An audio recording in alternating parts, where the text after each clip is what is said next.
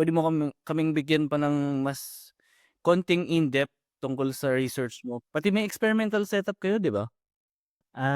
Oo, pero proposal pa lang siya. Okay, so yung title ng paper ko, so Enantiosensitive Molecular Compass. Meron kang spin ng electron tapos meron kang chiral molecule tapos i-ionize mo yung molecule. Papailawan mo ng laser yung molecule para masipa yung electron palabas ng molecule.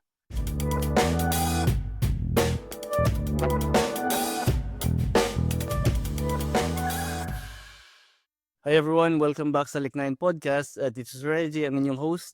Sa episode na 'to gusto natin talakayin yung bagong papel ni Dr. Philip Flores. So ang guest natin ngayon ay ang isa pang main host ng Liknayan Podcast. Philip, nandiyan ka na ba? Dito. Hello.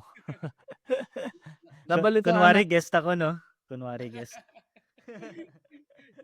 nag-guest ka naman doon sa episode ng ng Behind the Science, next which yung bagong episode pala ng Liknayan Podcast, yung pinakabagong episode, yung dalawa, yung si Philip pati kasama niya yung kakambal niya. So Ah, panoorin niyo yun.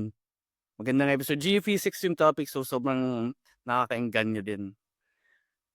Kaso siyempre ngayon yung episode natin ay tungkol naman kay Philip, kung ano yung research na especially ginagawa niya ngayong postdoc, pati yung talagang tinatrabaho niya ngayong postdoc. So nabalitaan namin, Philip, na may bago kang papel. Oo. Well, technically hindi siya bago, updated version siya ng, dati kong paper na in-upload sa archive.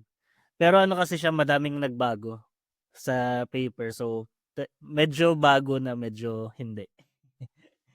Version ng dating papel na nasa archive. Oo. So So ito ba yung pang-sampung papel sa series kaya may ganyan na kayo? actually ano nga siya, habang habang nagsusulat kami ng papel kasi ewan habang nagsusulat kami ng papel, ang dami laging tawag dito, pino-polish mo yung papel, 'di ba? So nagkakaroon ng bagong ideas, nagko-compute ka ulit ng bago tapos nilalagay mo ng nilalagay sa papel hanggang sa, "Uy, masyadong madami na ulit, kailangan na ulit hatiin." Ito yung ito yung tinatawag kong pag-e-evolve ng research, eh. Hindi mo alam hanggang nakasulat na, tapos biglang sobrang dami, o Oo. i-a-adjust yung ta's iba iba pa yun sa mga nagbabagong objectives, eh. Oo. Tapos Exciting may yun sa mga makikita kang mali tapos, "Ay, wait lang, may mali pala." So oo. babaguhin mo. Tapos, magpa-panic ka kasi may mali sa ginawa mo tapos nung kino-correct ko, parang, okey pala na may mali. Tapos nung tinama ko mas naging maganda. Hindi, totoo, minsan minsan kapag nakahanap ka ng mali sa research mo, sa pinakauna, medyo nakakaasar kasi isipin mo yun, ang dami nung time na siyempre may time spent, eh. So yung haba ng oras na spinend mong ginagawa yung research o nagso-solve ng equation, gumagawa ng experiment proportional dun sa asar mo kasi Oo. hindi siya gumana. So once ma-reach mo yung finish line, palaging worth it yun, eh. Ma-realize mo na mas Oo. gumanda yung project, mas maganda yung, physics, yung siyensya niya kaysa kung hindi mo nakita agad yung mali. Oo. Nakakainis sa simula, hindi mo matatanggal yun kaso oo, justifiable siya palagi sa dulo at worth it siya palagi sa dulo. Mas magandang mahanap yung mga mali nga ng maaga, eh, kaysa Oo, kapag actually. sobrang late stage na, eh. 'Pag sobrang late stage, lugi. Lugi, retract na lang yung papel. Oo, at nangyayari yun, eh, talagang May nakita akong gano'n, na parang kailan kailan ko nakita, mga 2023. May oo, nakita akong papel tungkol sa tunneling time naman. Tapos oo, sobrang interesting ng results kasi parang kakaiba siya, yung tawag basta parang may non-hermeticity na nangyari doon sa oo. tunneling time. Tapos yun pala mali lang yung calculation. Tapa tapos ni-retract nila. Kayo ba yung nag-point out o nalaman lang Hindi, nila? yung authors din yung na-realize din ng authors, "Ay, may mali pala sa ginawa natin. Oo nga, I-retract na lang natin." sobrang hassle nun kapag kailangan mag-retract ng papel, oo. Oo. Buti hindi pa publish, sana kaso kahit nga preprint medyo 'di ba? Oo. Actually medyo Hassle. nakakahiya nga na may mali, kaso gano'n talaga. O yun nga yung sa science naman ginagawa natin yung best palagi na kahit preprint pa lang talagang halos talagang gusto natin magandang approximation na siya nung final na version ng papel, eh. Kaso minsan hindi talaga, eh, o minsan may mga nakakalusot lang na na nagpo-propagate na error. Tapos Namatay yung camera ko. hindi ba Weird. nakasaksak? Nakasaksak nga siya, eh, pero hindi ko alam ba't siya namamatay. Ah, hindi ba baka yung switch sa likod. Hindi ko rin alam. First time ko kasi subukan 'to, eh. So, ayusin ko na lang next time. Hindi, okey lang, okey lang. Sakali yung mga audience natin ay excited na pakinggan kung ano yung research mo, eh. Pati yung topic natin kasi ngayon ay chirality. Tas yung research kasi na ginagawa ni Philip, ngayong postdoc siya ay tungkol sa chirality. So, pag-usapan na natin yun, pati alamin natin kung saan tungkol yung bagong papel ni Philip. O Philip, puwede mo bang bigyan kami ng ano, ABC tungkol muna sa chirality, pati kung ano siya, pati bakit siya mahalaga sa physics, chemistry, at biology? Sige. So, simulan natin 'no, yung concept ng chirality. So yung pinakamadaling example nito ay yung mga kamay natin or yung mga paa, 'di ba? So ito yung right hand ko, focus, ayan. Ito yung right hand ko, tapos ito yung left hand. So 'pag tiningnan mo siya sa salamin, 'di ba? Yung tawag diyan ay mirror images. Pero 'pag pinagpatong mo sila, hindi sila magpapatong, 'di ba? So yun yung tinatawag na chirality. So ngayon, bakit important yung chirality? So for example sa mga biological systems, um, for example may nakalimutan ko yung pangalan ng gamot, pero ay hindi, ito pala yung magandang example. May yung nasal spray, 'di ba? Yung example kung ma-clog yung ilong natin. Yung isang enantiomer ginagamit siya for nasal spray. Tapos yung enantiomer niya parang meth ata yun. Ano ano? M Meth, Ah. yung enantiomer niya. So so kung isipin mo parang, halos the same yung structure ng molecule, yung pinagkaiba lang nila parang 'pag nilagay mo sa salamin, magkasalamin sila. Pero biglang naging sobrang iba yung properties, yung isa, decongestant para sa ilong, yung isa Oo, naging hardcore na drug. 'di ba? Heisenberg, yung Breaking Bad bigla, eh. Hindi ako handa dun sa precision na yun, eh. Actually Wow!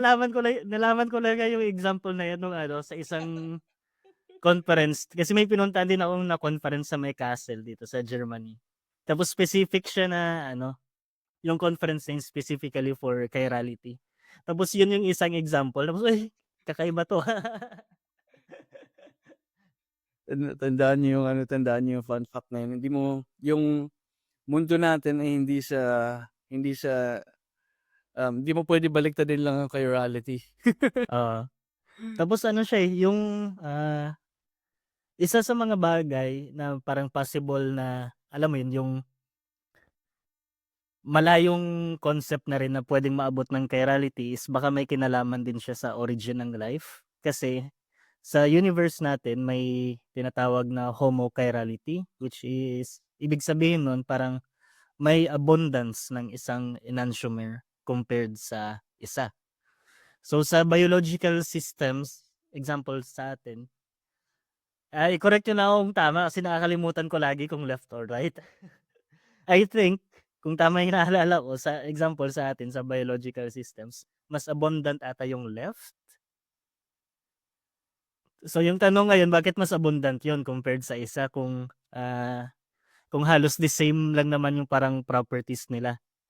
Tapos yung pinagkaiba lang yung arrangement nila. So bakit ganun? So isa siya sa mga tanong, baka may relation siya sa origin of life. Oo, Parang totoo yan. Naalala ko napakinggan ko din na ano, na research dati na pinag-aaralan nga nila yung connection din ng neutrinos sa chirality. Kasi yung neutrinos, 'di ba, hindi din siya yung electroweak interaction ay hindi din siya parity invariant, eh. So, yung invariance nga na yan yung babaliktarin mo yung chirality, yung left-handed neutrinos hindi maggagawa ka ng operation na maging right-handed neutrinos siya. Kaso yung existing case is yung mga neutrinos natin sa mundo ay hindi niya Oo, ni-response yung invariance na yun. Tapos may nagkonekta sa kanya sa DNA, bale in terms of oo, probabilities yung yung probabilities naman na ganito left-handed or right-handed yung DNAs, hindi ko siya ma-describe ng maayos kasi alam kong malayo yung pinupuntahan ng ano, ng chirality research. oo. Tapos ano Tapos siya, tungkol din sa parity violation, may arguments kasi na yung baka baka yung isa sa mga reason kung bakit mas abundant yung isang enantiomer compared sa isa ay dahil sa maliit na parity violation. So 'pag sinabi mo kasing 'pag may parity violation, magkakaiba yung may maliit na change sa energy levels ng left at right-handed na molecule at yung maliit na change na yun, yung reason bakit parang mas stable dapat yung isa compared sa isa, kaya nagiging mas abundant siya. So, pero hindi pa siya name-measure experimentally kasi, sobrang liit niya na parang kailangan mo pang maghanap ng magandang chiral molecule na ite-test para magiging measurable yung yung maliit na shift na yun and so on. anong sinasabi mong hindi pa name-measure yung chirality sa system na Yung pinag-aaralan? parity violation, yung May yung maliit na energy shifts between sa tinatawag na ground state ng left at right-handed na molecule. may puwede akong banggitin na case kaso hindi siya relevant naman sa quantum mechanics kaso hindi ko sure kung exactly nga ito, eh. May phenomena na tinatawag na cosmic birefringence na relevant naman sa astrophysics. Bale 'pag chineck mo yung right-handedness pati left-handedness ng sa cosmic microwave background, bale ito yung light na nat na lumabas, nabigay ng Big Bang, tapos once nag-cool down ang universe natin, nagta-travel na lang sila, generally undisturbed, tapos name-measure yan sa mga telescope sa mundo natin. May yung cosmic birefringence, yung resulta niya ay hindi siya zero. Tapos more than a few sigmas nga ito na hindi siya zero, ibig sabihin may may parity violation ka on cosmic scales. Hmm. Paano nga, balikan ng enantiomer kasi hindi ako gano'n ka-familiar dun sa term. Yung enantiomer ano lang, yung enantiomer, yung pair ng left at right-handed na molecule. So, instead na tawagin mo sila na left and right, para lang mas mabilis sa enantiomers. Yun, so ganun lang yung May maikli enantiomers. lang ako na tanong, hindi ito related sa particle-antiparticle 'no? Hindi, hindi.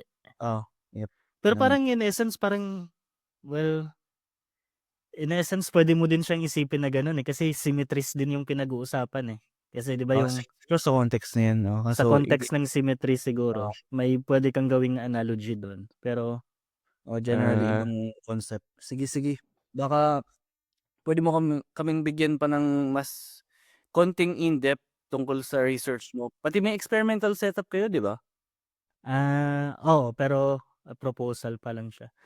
Okey, so yung title ng paper ko, actually, kung napanood niyo yung, episode ko sa Behind the Science Podcast kasama yung kambal ko na si Paul, yung title nung paper ko dati ay "Locking ng Photoelectron Spin sa Orientation ng, Cation After, Photoionization." So, masyado siyang mahaba at marami siyang, concepts na kailangan i-explain. Pero binago namin yung title. So, yung tawag na namin sa paper ay Enantiosensitive Molecular Compass.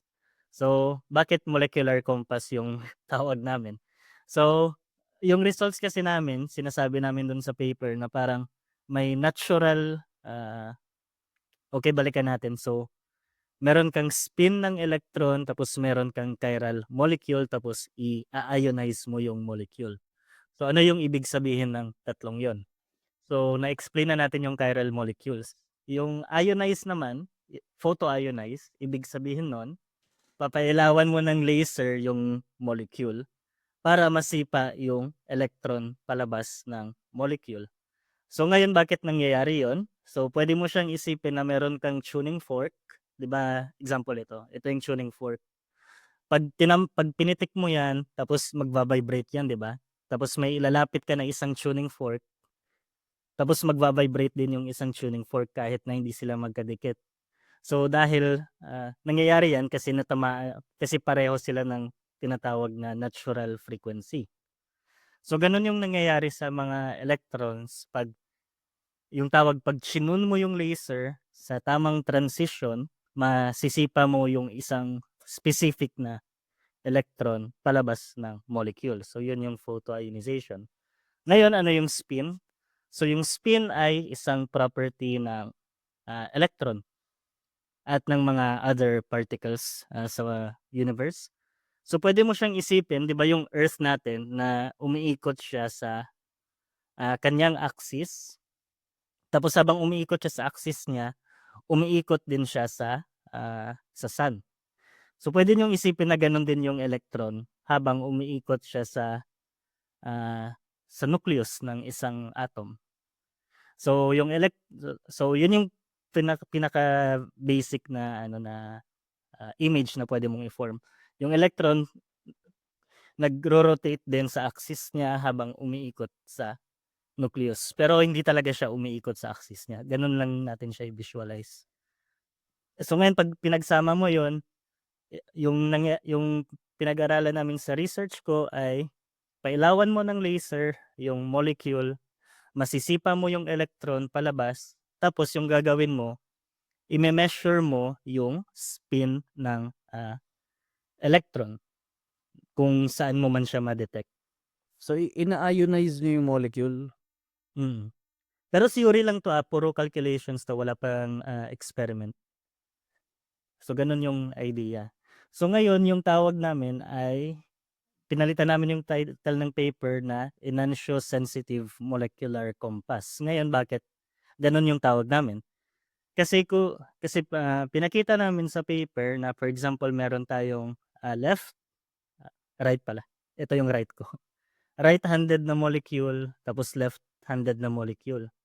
'Pag inionize mo siya, tapos mineasure mo yung spin ng electron, so kung for example na-measure mo na spin up yung electron dito, pwede mong i-measure ng sabay yung orientation ng molecule after mo siya ma-ionize. So, for example, kung ito siya, either nakaganito, kung ano yung puwesto niya after niya ma-ionize. So, let's say ganito yung puwesto nung right-handed na, molecule after siya ma-ionize, tapos yung na-measure mo na spin dito ay spin up. 'Pag ginawa mo siya sa opposite na, molecule which is yung left-handed, so kung na-measure mo na spin ng electron 'pag left-handed molecule ay spin down, yung orientation ng, left-handed molecule mo after ma-ionize, the same lang sa orientation ng right. Pero kung na-measure mo siya na spin up din, yung orientation ng left-handed molecule mo baliktad compared sa right-handed na molecule. So, tama So ba ako kung so, enantiomer yung molecules, hmm, tapos left-handed pati right-handed, hmm, tapos yung name-measure mo na spin ng electron once ionize mo sila, magkabaliktad. So, spin up pati spin down naman yung isa. oo. Well, I mean oo, tapos relate kung ano yung mame-measure 'pag na-measure mo yung spin ng electron, alam mo kung medyo may idea ka kung ano yung orientation ng molecule after niya ma-ionize ng cation. So, parang yung nangyayari meron siyang so kaya compass yung tawag kasi parang may natural, direction na property mismo ng molecule itself kung saan siya, ah, mag-o-orient after ng Depende ba ionization. sa kung anong molecule? Depende siya sa molecule. Oh, so specific Pero lang na yung important ay magiging magkabaliktad siya for, oo, opposite na oo nga, eh, enantiomers. kasi may ano, eh, may preferred ka na spin ng electron, eh, kapag Hmm, kapag na-ionize. tama. So, So, ibig nilalaman sabihin nun yung enantiomers ay merong preferred 'pag yung electron na lalabas sa mga, molecules ay may preferred na spin. Anong kind ng molecule yung ano, yung binabanggit mo kung sakali? Kasi sabi mo, specific siya. Hindi, I mean, gumagana siya sa lahat ng molecules, pero yung direction kung saan siya naka-orient, siyempre depende siya sa molecule. Yung important lang ay magkabaliktad siya for opposite enantiomers. So yung model namin ano lang siya, yung tawag namin synthetic chiral argon. Kasi hindi naman talaga siya molecule, yung argon ay atom. Tapos minodel lang namin na magiging chiral yung argon. Kasi ine-expect nyo na valid din kahit ibang atom pati molecules 'no? Basta depende may chiral Oo. na may enantiomer ka. Iniisip ko lang ngayon medyo nalilito ako hindi ko mahiwalay sa konsepto ng entanglement ngayon, eh. May kinalaman ba? Ikaw ba Actually, may kinalaman siya sa entanglement. ayos, halo-halo yung konsepto. Ito Oo. yung magandang research na, eh. Madami siyang concepts Oh, na ano, eh. masakit siya sa ulo. Oo, actually. Oh, ito yung talagang kapag na-reach mo yung o nakikita mo yung goal, eh, alam mong worth it yung lahat, eh. Oo. Kaya nga ano, actually ito yung first paper ko na sobrang dami-daming authors kasi ang daming concepts na naghalo-halo. Yung kasi since undergrad, masters, tapos PhD ko, ano lang, eh, sa lahat ng papers ko na yun ako lang tsaka yung advisor ko na si, Sir Eric Galapon. Tapos dito sa paper ko na 'to ngayon dami naming authors, eh, parang ilan kami, mga 5 or 6 ata kami. Oh, Tapos ano yun, thesis is magkakaibang nila. expertise pa yun. Tapos magkakaibang specialty. So example ako yung tagagawa ng analytics na part. So 'pag sinabi nating analytics, yun yung parang may equation ka tapos sino-solve mo. Tapos may yung isa kong collaborator, siya yung tagagawa ng codes. Kasi ano yan, eh, kasi mino-model mo yung magiging reaction or kung yung interaction ng atoms and molecules with light. So kailangan din ng ibang expertise talaga para mag-code at mag-simulate ng mga gano'n. Ganyan naman yung tunay na science, eh, talagang Oo, madami kayong expertise tapos under kayo ng common team pa din. So kayo oo. diyan sa Maxborn yung group niyo, ano yung common team pa din na nagdadala sa inyo? Ano siya, chirality mismo. Yung bale yung group namin, yung buong research namin ay nagre-revolve around sa chirality. So 'pag sinabi nating, nagre-revolve yung research namin sa chirality, more on ano siya, sa paghahanap ng tinatawag na observables or kung ano yung mga puwede nating ma-measure, yung mga ma-quantify na values para magkaroon tayo ng idea kung, kung may for example, may sa isang mixture, ah, mas malalaman natin kung mas madami ba yung left, mas madami ba yung right na, na mga molecules, for example. So, bakit siya important? Kasi 'di ba yung sa isang example ko kanina, yung nasal decongestant tapos, meth. So, kailangan mong ma-distinguish yung mga, enantiomers para kung gagamitin mo siya as gamot, makuha mo yung tamang effect na na kailangan mo mula sa gamot. Naalala ko lang hindi ko ma-prove kaso feeling ko nagamit na din sa akin pala yang ano, eh, yang o baka ikaw din pala nagsabi sa'kin o baka biology kasi madami akong mga nakakausap na biology. Bag Feeling ko nagamit sa'kin yang ano, yung example na din yan na yan dati. O favorite example siya sa ay sa chirality. sa chirality 'no? Kasi ang laki talaga, eh, hindi ka handa 'pag tumatalon ka sa nasal decongestant papuntang Ano, tapos brain. biglang meth. Like, hindi ako handa kanina, eh, nakalimutan ko ngayong iniisip ko, baka nagamit na din. Punta naman tayo sa ano, challenges ng research, pati kung ano yung mga infrastructures na nagamit niyo dito. Kasi, halimbawa dun sa group niyo, yung yung principal investigator niyo sikat sa chirality, 'di ba? Puwede mo ba Oo. ng bigyan ng overview lang ng group, ilan yung PhD students, ilan ang postdocs, pati anong mga experiments, facilities na ginamit niyo? Well, yung group namin, sa ano ako 'no, so sa Max Born Institute for Nonlinear Optics and Short Pulse Spectroscopy. So sa name pa lang mismo ng institute, so experimental siya na institute talaga. Pero kami, nasa theory department kami and wala kaming hinahawakan na kahit anong mga laser, usually computer lang tapos nagsusulat, nagko-compute kasi gano'n naman halos yung, theory. So, sa group namin meron kaming, ilan ba sila? Parang 6 na PhD students Oo. at 3 postdoc. So, Ang daming pages magka dun. oo, ang dami nga, eh. Medyo nagulat ako. So, 6 na PhD students tapos, 3 postdoc. Oo. Pero yung 6 kasi na PhD students na yun, I think, nung pumasok ako parang, ah, 3 sa kanila master students pa lang. Tapos natapos nila yung masters tapos nag-PhD na rin, nag-stay pa rin sa group kaya 6 sila. Mhm. Walang umalis. Baka Oo, wala. na-inspire. Usually yung Oo, impression ko sa ganyan ibig sabihin maganda yung ano, maganda yung pamamalakad sa group. hmm, oo. Actually Oo. O mabait yung boss inspiring namin. yung supervisor 'pag ganyan, 'di umaalis Oo, yung mga estudyante.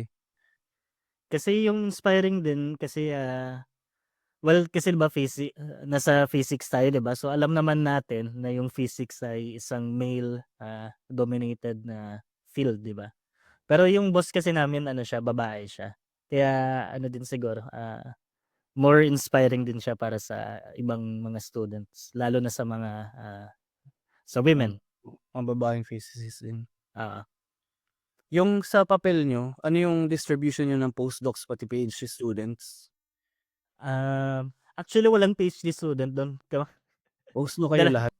dalawa kaming postdoc tapos yung isa dating PhD student din sa group namin pero may own group na siya. Tapos yung iba mga ano na, professor level. So So yan walang oo. student sa group, sa Ito dun paper sa papel. sa paper, oo. So siyempre nakipag-discuss pa din kayo sa kanila, 'di ba?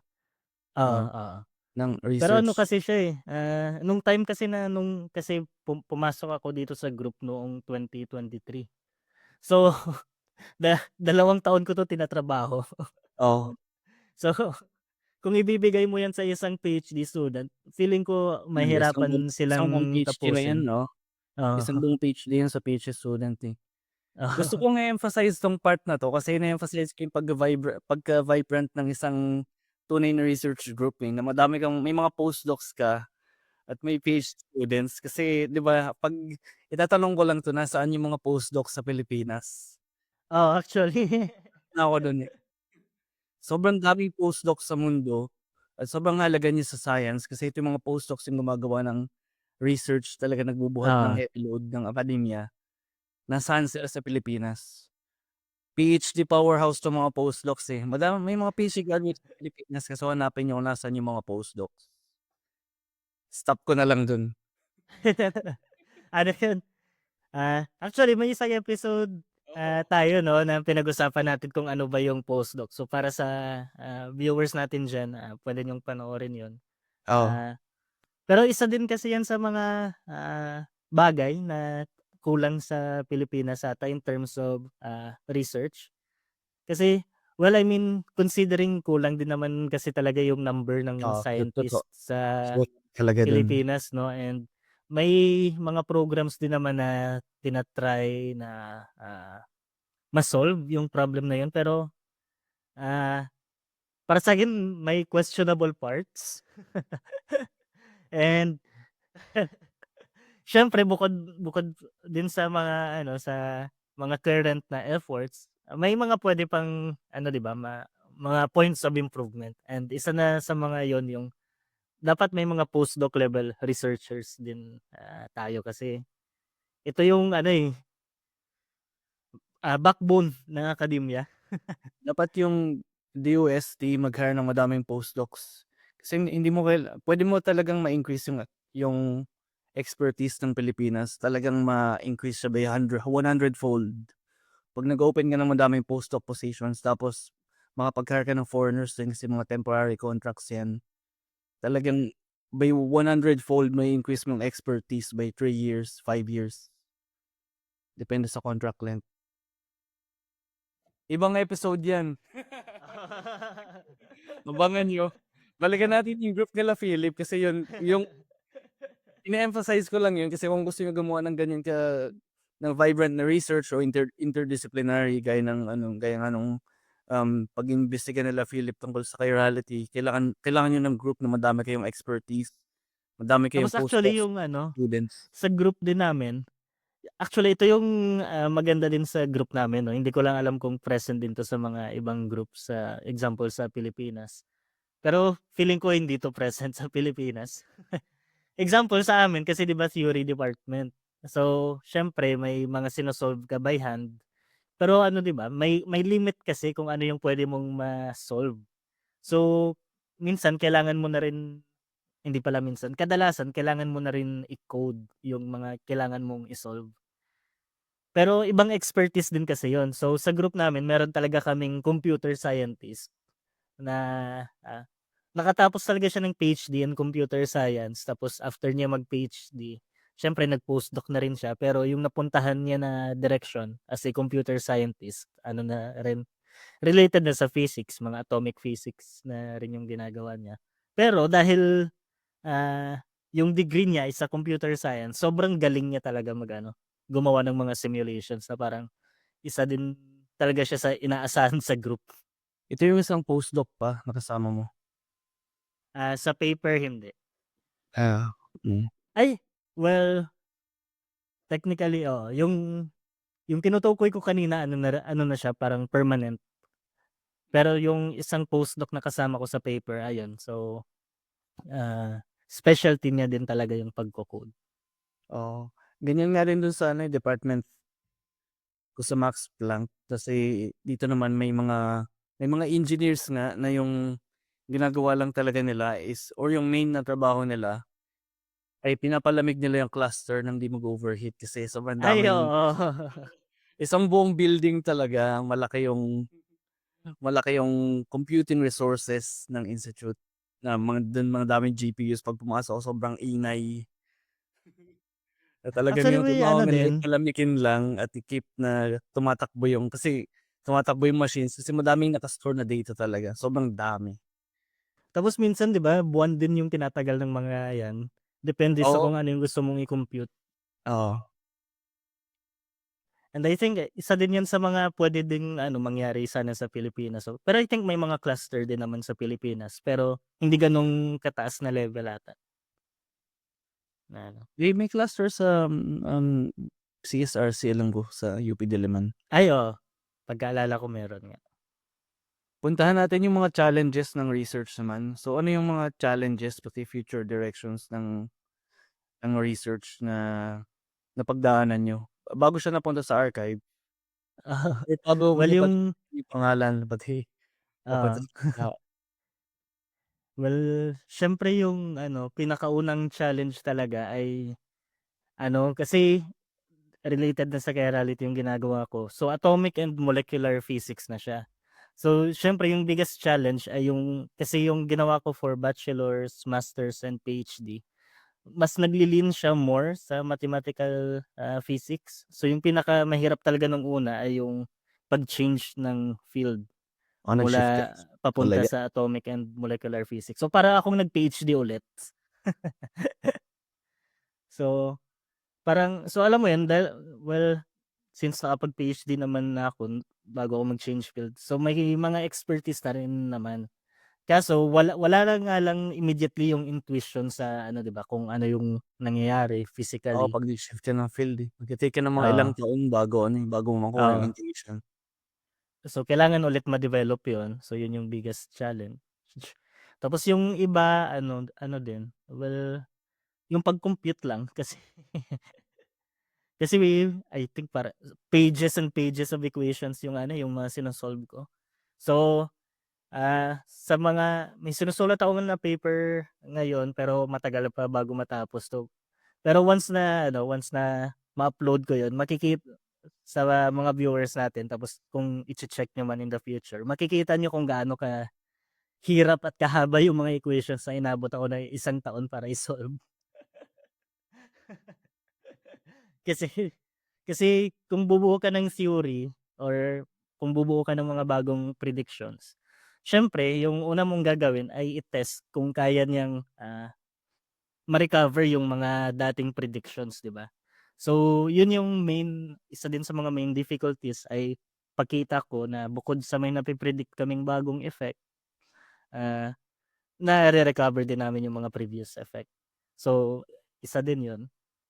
And, I think yun lang mostly yung Yun yung main challenges talaga. challenge. So, yung pagshi-shift Tapos ng ano yung pagche-check ng equations, oo, nanasing taon. oo. Tapos tapos Tunay yun, siyempre yung ano din tunay yun. Talagang ganyan ang theoretical na research. Akala mo kapag umupo ka, maso-solve mo yung kailangan mong kunin. Hin hindi, eh. hindi mo Minsan alam tinititigan ko siya ng isang araw lang, eh, tapos wala akong ginagawa. hindi Tinititigan mo ko lang. alam, oh. Tapos isa pa pala, well, medyo nakakatawa din 'to. Well, kasi 'di ba nasa Germany na tayo, Reggie, 'no? So, yung nakakaano talaga, 'pag summer kasi hanggang 10 PM may araw pa. So, so minsan dati summer nagtatrabaho ako, tuloy-tuloy na yung trabaho ko kasi 'pag tumingin ako sa bintana nandun pa naman yung araw. Tapos 'pag tiningnan ko yung orasan, ay ano na pala, 7:00 na. Ganado ka pa 'no? Alam ko So, wala na, 4:00 ngayon madilim na, eh. oo, tapos 'pag winter naman yung nakakabaliw naman 4:00 pa lang ang dilim na. So, Oo, parang pagtingin ko ng bintana, ay ang dilim na. So, tigil na ako magtrabaho. Tapos pagtingin ko ng orasan, ay 4:00 pa lang. Trabaho pa. tapos wala na nga ding pagsikat, eh. Bale Oh, nagiging 8:00 lang ta's nagiging gray lang yung yung langit. yung mundo. So, ayun. So, bukod sa mga technical difficulties, ayun din yung isa pang difficulties yung Yung seasonal yung seasonal. seasonal na difficulty. Puwede mo Oh, nakakaano kasi siya, nakakasira siya ng utak, eh, alam mo 'yan, parang tapos yung daylight savings time pa na ewan, tapos lalamig sa winter. oh. Sikat naman yan sa Europe, eh, yung periodic na productivity. 'Pag naman ng summer nawawala na yung mga tao tapos periodic kasi ganyan ka-drastic yung eh, yung seasonal changes. So, yun. So, I-wrap may up technical na difficulties and natin seasonal difficulties, yan. oo. I-wrap up na natin yung episode. So, yan ang palaging pagtapos natin ng mga research episodes natin, ano yung puwede mong, ibigay ng mga suggestions sa mga nakikinig na bata o mga casual na nakikinig sa podcast natin? Pati i-recommend mo bang pumunta sila sa field ng chiral molecules o, Oo, puwede naman. ibang sub-branches nito? Oo. Well, okay, so sa una diyan sa kung ano yung field na puwede kong, isa-suggest. Well, kung ano yung gusto niyo. Kasi I mean at the end of the day, kayo yung gagawa ng research na yun, and habang nagre-research kasi madami kang challenges na pagdadaanan, and, minsan hindi pala minsan, kadalasan mali yung magiging sagot mo. So, kailangan at least inspired ka or gusto mo yung ginagawa mo para kahit ilang beses ka magkamali sa calculation mo, Oo. may ka pa rin, may persistence ka pa rin na siya, 'di ba, matapos siya. So, piliin mo yung field na gusto mo, yung kung saan ka masaya. Isisingit ko Kasi lang kasi iniisip ko ito yung dahilan kung bakit hindi mayabang ang mga tunay na researchers. actually, I-adjective ko mga tunay na researchers. Kasi madalas ay nagkakamali ka or hindi mo alam kung ano yung ginagawa mo. Alam mo siya kaso may kailangan ka pang malaman. Palagi mas ka ano, mas yun. mas madaming failures kaysa sa success, habang sa paggawa ng, Mm, research, 'di ba? So, maha-humble ka talaga, gano'n. oo. Sabihin na lang natin gano'n. Ma mga quote, mga Ah, tunay. tapos advice para sa students,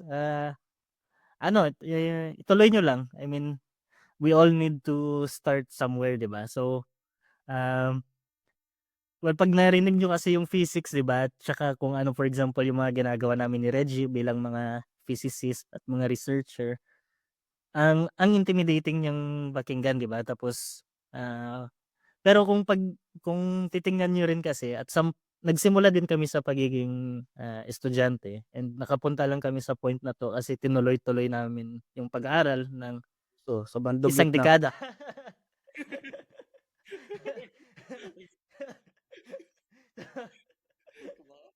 So, pero so I think ano lang, perspective lang siya 'no. So, as long as willing to, learn ka, 'wag kayong matakot. We all need to start somewhere and, 'di ba, a journey, ano ulit yung quote na yun?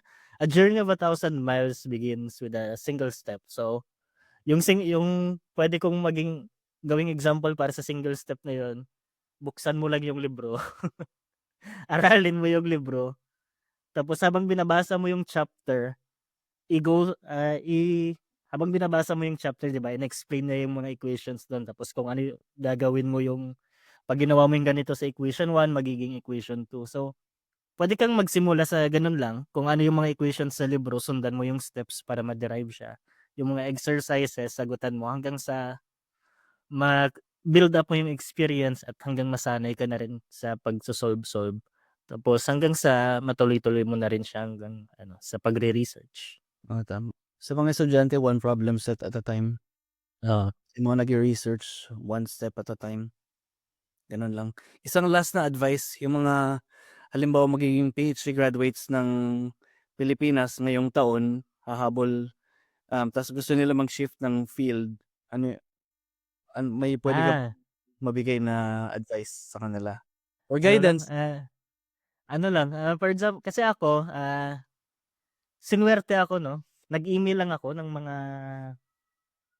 speakers sa isang conference na napuntahan ko tapos may mga, nag-reply din tapos tinanggap ako dito kahit yung dating research na ginawa ko ay hindi talaga related sa research na ginagawa ng, group kung saan ako ngayon.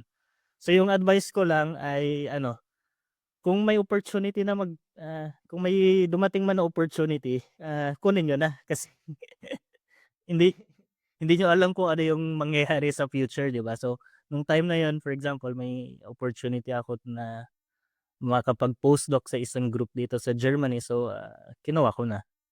So, in general, yun lang. Kasi hindi mo alam yung future.